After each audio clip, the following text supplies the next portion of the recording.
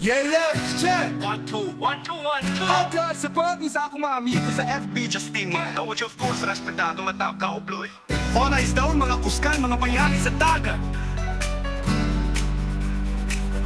Na alas tres sa kaglawon, sa baybayong ni Mularga.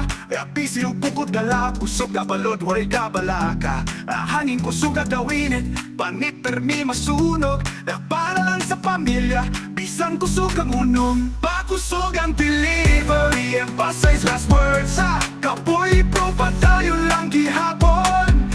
Sa kinabuhi sa dagat, walay undangon.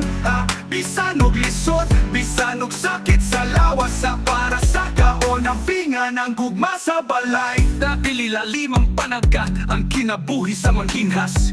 Tao usahay walay kuha, usahay bugat ang dalahas. Pero bisan empty net, dili mi mawatan o paglaong. Bisan kapoy padayon, maugyod na among kalihukan. Mga mananagat, mga bayani sa adlaw gabi. Usahay ko ang inspirasyon sa tanan diri. Bisan kapoy, bisan lisod, smile gihapon sa nawong bati. Dili mo hunong hangtod sa kahangturan, kapoy pero padayon lang gihapon. Yeah!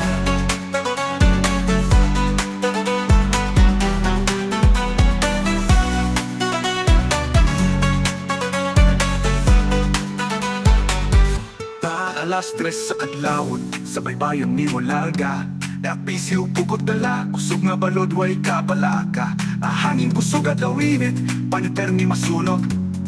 Para lang sa pamilya, bisan kusog ang unon. Kusog ang delivery, emphasize last words.